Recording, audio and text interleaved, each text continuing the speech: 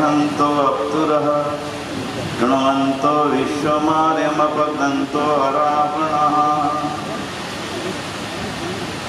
मंच पर उपस्थित हम सभी के आशीर्वाद प्रदाता और महान क्रांतिकारी स्वामी स्वतंत्रानंद महाराज जी की चलाई हुई इस परंपरा को, जिसको लंबे समय के तप के साथ आदरणीय स्वामी सर्वानंद जी ने सींचा, उस परंपरा को अपने अहर्निश तप के साथ निरंतर आगे बढ़ाने का एक संकल्प लेकर के हम सबको निरंतर आशीर्वाद दे रहे आदरणीय स्वामी सदानंद जी महाराज।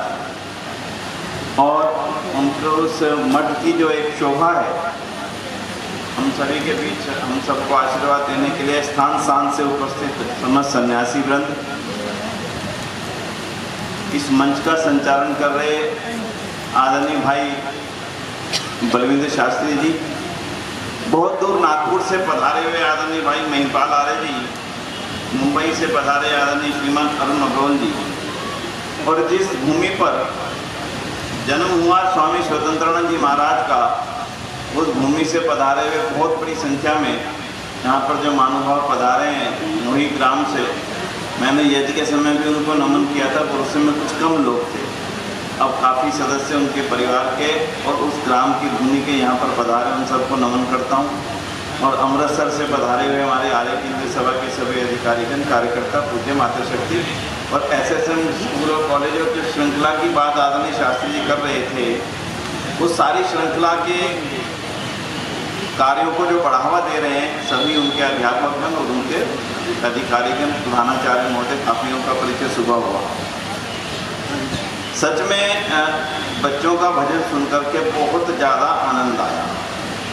एक बार तालियां एक बार फिर से उनके लिए जो बजा रहे, हाँ मुझे नहीं पता हमारी बात सुन रहे हैं कि नहीं सुन रहे, मुझे नहीं मालूम, लेकिन उससे भी ज़्यादा आभार है उनका जिन्होंने इनको इन गीतों को सिखाया, और उससे भी ज़्यादा आभार है उनका जिन्होंने इन गीतों को ही सिखाना है, इसी शैली में सिखाना है, ये बातों की प्रेरणा दी। इसके लिए अधिकारी और स्वामी जी महाराज बधाई के पात्र। नहीं तो आज स्कूलों में क्या सिखाया जा रहा है, क्या बच्चे सीख रहे हैं और क्या बन रहे हैं, ये हम सबसे कोई चीज़ छुपी हुई नहीं है। तो जिन सोच को लेकर के विद्यालयों का निर्माण हुआ था, मुझे लग रहा है कि ये सोच इन गीतों के माध्यम से पूरी हो रही। मैं मन में बैठा हुआ विचार कर रहा था, पिछली बार इन्होंने गीत गाया था, वो एक प्रसिद्ध गीत है पंजाबी की, और उसके ऊपर स्वामी ध्यान का गीत बनाया था, वो गाया था। अभी भी मैं ध्यान कर रहा था, तो उसी समय इन्होंने कह दिया हमारे स्कूल के बच्चे आएंगे और गाएंगे। तो बेटा बेटी वो ही वाले थे जो उस दिन गा रहे थे जनवरी गाने। लेकिन जो गीत के अंदर उनका जोश था, बोल थे और उसकी डिलीवरी थी, वो गजब की थी। तो पूरे विद्यालय परिवार को बहुत बहुत बधाई और बच्चों को शुभकामनाएं।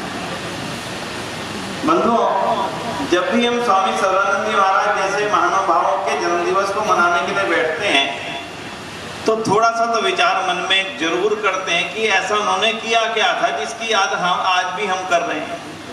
लाखों करोड़ों अरबों लोग दुनिया में आए, दुनिया से चले गए। आज भी इस समय 6 साढ़े 6 अरब लोग दुनिया में हैं, फिर भी हम कुछ गिने चुने लोगों को ही हमेशा याद कर पाते हैं।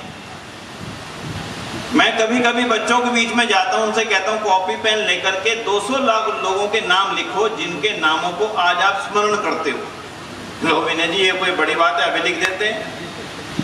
वो शुरू करते हैं सरदार भगत सिंह, राम प्रसाद बिस्मिल, चंद्रशेखर आजाद, लाला लाजपत राय, फिर 8, 10, 15, 20 आते आते आस्ता आस्ता गिनती कम हो जाती। फिर शुरू करते राम, कृष्ण, गुरु नानक देव, गुरु गोविंद सिंह जी, ऐसे करते करते 50-60 पे आते आते बोलती आप भी कर लेना, कोई बड़ी चीज नहीं, करके देखना। यानी दुनिया के अरबों लोग दुनिया से जा चुके। 6 अरब तो 6.5 अरब अब हैं। पिछले 200, 400, 500 सालों में कितने आए कितने गए, उनमें से 100 लोग भी ऐसे नहीं है जो आज मेरे और आपकी याददाश्त में बाकी हैं। इसका मतलब कुछ विरले ही होते हैं जिनकी यादें लंबे समय तक दुनिया के सामने रहा करती हैं, और जिनकी यादें रहा करती हैं उन्होंने वास्तविकता में कुछ ऐसा काम किया होता है जिसके कारण से उनकी यादें अक्षुण्ण हो जाती हैं। उनमें से एक थे स्वामी स्वतंत्रानंद जी महाराज और उनके परम शिष्य स्वामी सर्वानंद जी महाराज। दोनों एक ही श्रेणी में आते हैं। जब स्वामी सर्वानंद जी महाराज का नाम ले तो ऐसा नहीं लगता कि स्वामी स्वतंत्रानंद जी महाराज का नाम नहीं लिया जा रहा, और जब स्वामी स्वतंत्रानंद जी महाराज का नाम ले तो ऐसा नहीं लगता कि सर्वानंद जी महाराज का नाम नहीं लिया जा रहा। दोनों के अंदर आपस का क्या तालमेल था, क्या पूर्व जन्मों के संस्कार थे, कोई नहीं जानता। स्वामी स्वतंत्रानंद जी महाराज की पूरी जीवनी मुझे पढ़ने का कई बार सौभाग्य मिला, पिछले दिनों में भी मिला। किस प्रकार से उनका पारिवारिक जीवन, फिर उनका ग्रह से त्याग, और फिर दोबारा से एक मन के अंदर भावना पैदा होना, फिर इस दिशा में मुड़ जाना और मुड़ करके एक ऐसा काम कर देना जो लंबे समय सैकड़ों सालों तक भी ये समाज को कुछ ना कुछ देता रहेगा। 6.5 फुट ऊंचा कद अपने आप में विलक्षण व्यक्तित्व होता है। गुण होना हो, कई बार तो कद काठी ही व्यक्ति को दुनिया के सामने प्रसिद्ध कर देती है। एक आपके हिमाचल के भी आजकल काफी ऊंचा कद है उनका, खली। उनके गुणों के बारे में कोई नहीं जानता, उनके अंदर गुण क्या है, क्या ज्ञान है, क्या, लेकिन उनका कद काठी अपने आप में इतना जबरदस्त है कि लोग उसी के कारण से उनका याद करते हैं। वो तो गुण उनका विलक्षण था ही, लेकिन जो ज्ञान उन्होंने अर्जित किया और फिर अर्जित नहीं किया, सारी दुनिया को बांटने का जो क्रम किया, और केवल बांटा नहीं, बांटने के लिए एक लंबी आधार बना दिया। अब ये बढ़ता रहेगा, हमेशा रुकेगा नहीं, कम नहीं होगा। अभी बताया 20,000 बच्चे पढ़ रहे हैं। 20,000 बच्चे जिन संस्थाओं से जुड़े हैं, यानी 20,000 परिवार। और 20,000 परिवार कब से स्कूल बने मुझे नहीं मालूम, अंदाजा 50, 60, 70 साल तो हो गए होंगे भाई। और आगे कब तक चलेंगे, और इन बच्चों से लिए हुए संस्कार कहां तक जाएंगे। सोचो, केवल एक व्यक्ति की छोटी सी सोच और उसका किया गया तप समाज को कितनी बड़ी देन सैकड़ों सालों तक दे करके जा सकता है। सोचने की बात है। आज हम केवल उनके गुणगान करने नहीं आए, उससे उनको कुछ मिलने वाला नहीं। आज तो केवल उनके उन गुणों से हम कुछ लेने आए हैं। पर उनके जीवन के ऐसे वो कौन से गुण थे कि हम लेकर जा सकें। तो आज बहुत छोटी सी चर्चा, क्योंकि समय की सीमा हम भी समझते हैं, आप भी जानते हैं, दूर दूर से आए, वापस भी जाना है। तो देखिए, दोनों महानुभावों के और उनकी श्रृंखला में स्वामी सदानंद जी महाराज के जो जीवन के गुण है ना, उनमें से एक या दो की छोटी सी चर्चा करूंगा, क्योंकि समय की सीमा इतनी हुआ करती है। पहला गुण, ग्रहण करना। दुनिया से जो भी अच्छी बातें मिले, अगर स्वामी सर्वानंद जी महाराज अच्छी बातों को ग्रहण करने की इच्छा और योग्यता ना रखते और जहां वो थे, जैसे वो थे, उसी रूप में चलते रहते, तो शायद स्वामी स्वतंत्रानंद ना बन पाते। उन्होंने सच्ची बात को देखा, पढ़ा, समझा, ये लगा ये ठीक है, तुरंत दूसरी बात को छोड़ करके उसकी ओर चल पड़े। यही सबसे बड़ा गुण था जिसको स्वामी दयानंद सरस्वती ने अपनी आर्य समाज के नियम में लिखा, सत्य को ग्रहण करने और असत्य को छोड़ने में सर्वदा उद्यत रहना चाहिए। आज आराम से जितनी हमारी बहनें बैठी हैं, जितने अध्यापक यहाँ बैठे हैं, जितने हमारे विद्यालयों में टीचर्स पढ़ाती हैं, थोड़ा विचार करके देखना, सत्य बात को जानने के पश्चात भी हम में से कितने हैं कि उसको तत्काल ग्रहण करने की इच्छा रख लेते हैं। और अगर हम में से कुछ लोग आज ये विचार करें, एक अकेला वाक्य बहुत है जीवन को बदलने के लिए, सत्य को ग्रहण करने, असत्य के छोड़ने में सर्वदा उद्यत रहना चाहिए। स्वामी स्वतंत्रानंद महाराज ने इस वाक्य से ग्रहण किया था प्रेरणा, परिणाम आपके सामने, जीवन दे दिया। कितने हमले हुए, कितने विष दिए गए, अंग्रेज सरकार के साथ लड़ना अलग, शिक्षा के लिए लड़ना अलग, वेद के लिए करना अलग, मठों के लिए करना अलग, सन्यासियों के लिए करना अलग, स्थान बनाना अलग, आश्रमों को खड़ा करना अलग, और हैदराबाद जैसे सत्याग्रहों को करने के लिए अपना नेतृत्व देना अलग। यानी कितनी बातों में वो अपना जीवन दे रहे थे। एक अकेले व्यक्ति ने जो कुछ करके दिखाया है, उसमें से कुछ एक हिस्सा मैं लेकर के चलूं, और वो एक हिस्सा एक ही है। आज अपने जीवन का कुछ समय, मैं नहीं कहता गृहस्थी व्यक्ति सारा जीवन छोड़ करके समाज के काम में लग जाए, लेकिन ऐसा ना हो कि मेरा सारा जीवन उस गृहस्थ की पालन पोषण में ही लगा रह जाए, चाह करके मैं कुछ कर ना पाऊं। तो आज दो चीजें जरूर सीख करके जाना। पहला, सीखना की इच्छा, जो भी आता है अच्छी चीज उसको लेने की इच्छा, लेने के बाद में थोड़ा सा मंथन। स्वामी स्वतंत्रानंद जी महाराज का आप में से जीवन कितनों ने पढ़ा मैं नहीं जानता, लेकिन जब उसकी बारीकी से अध्ययन करते हैं तो उसमें एक बात आती है, मंथन करते थे। जो पढ़ा उसको मंथन करते थे, ठीक है गलत है, ठीक है गलत है, ठीक है गलत है, अच्छी तरह सोच करके जब समझ में आ गया ठीक है, फिर दोबारा चिंतन नहीं करते थे। दूसरा हिस्सा हुआ चिंतन करना, और जब ये निश्चित हो जाए कि हाँ अब ये ठीक है, मुझे इस काम को करना चाहिए, तब उसको करने के लिए फिर बाकी चीजें छोड़ देना और उसको करने के लिए लग पड़ना। आज स्वामी जी महाराज भावुक हो गए यज्ञ के ऊपर, मठ की जमीन की, मठ की भूमि की नींव रखी जा रही थी भवन की, तार आ गया नारायण स्वामी जी का कि हैदराबाद आओ, दोनों में से एक चीज चुननी थी, ध्यान दीजिएगा। मठ मेरा, मैं बना रहा हूं, कह सकते थे स्वामी जी महाराज मैं तो मठ का निर्माण कर रहा हूं, कैसे आ सकता हूं, क्या कहते नारायण स्वामी, लेकिन उस समय उनको लगा कि इससे बड़ी जरूरत देश की रक्षा करने की है, इससे बड़ी जरूरत हिंदू जाति की रक्षा करने की है। यहां से छोड़ करके उस काम को किसी और को दे करके तत्काल रात ही रात निकल पड़े, हैदराबाद पहुंच गए, और उस हैदराबाद आंदोलन का एक अलग इतिहास है, उसकी आज चर्चा करने का लाभ नहीं है। बंधुओं, उस समय की जिन जरूरतों को उन्होंने महसूस किया था उन्होंने किया, अब आज की जरूरतों को हमने करना है, उसके ऊपर 5 मिनट का चिंतन जरूर कर लीजिए। उन्होंने देखा मठों की जरूरत है, खोले। उन्होंने देखा कन्याओं के लिए विद्यालयों की जरूरत है, खोले। उन्होंने देखा हैदराबाद आंदोलन की जरूरत है, शुरू किया। अब बंधुओं, आज अपनी जरूरत को आप देख लीजिए। आज जिस पंजाब में आप बैठे, मैं जनवरी में यहाँ पर आया था, मेरा अंदाजा है, तब भी मैंने संकेत में कुछ बातें कही थी। आज आपका पंजाब एक गलत दौर से निकल रहा है, सारी ताकतें इस देश की गर्दन काटने की तैयारी में खड़ी हैं। आप जानते हैं इस देश की गर्दन पंजाब है, सिर है जम्मू कश्मीर और गर्दन है पंजाब। बड़ा वार हमेशा आपकी गर्दन पर किया जाता है, कभी भी कोई झगड़ा टंटा हो जाए, तलवार लेके आने वाला व्यक्ति गर्दन पे वार करता है, उसको मालूम है गर्दन कट गई फिर कुछ नहीं बचेगा।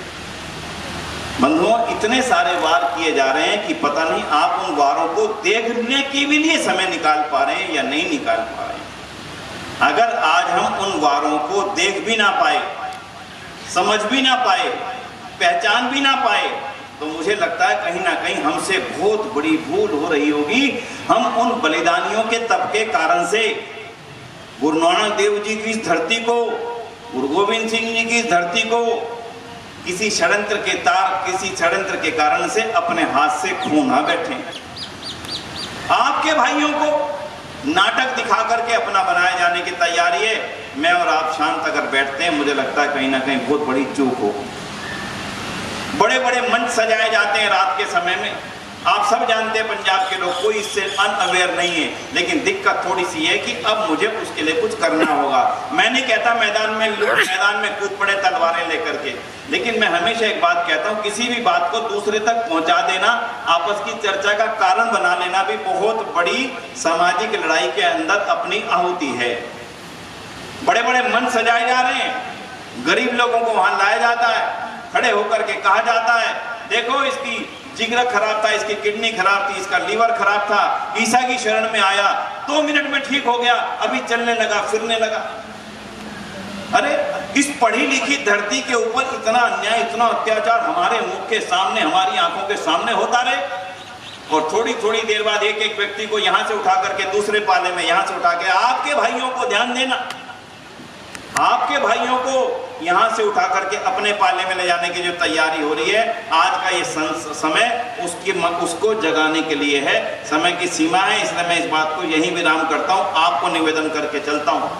अगर आपने आज पंजाब की धरती पे अलग अलग हो रहे षड्यंत्रों को ना पहचाना, एक तरफ ईसाइयों का षड्यंत्र है,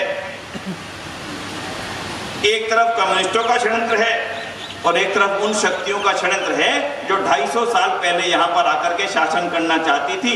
आपकी ताकत ने उनको भगा दिया, लेकिन अब वो दूसरे रास्तों से आकर के आपके इस पंजाब पर पूरा अपना अधिकार करना चाहते हैं।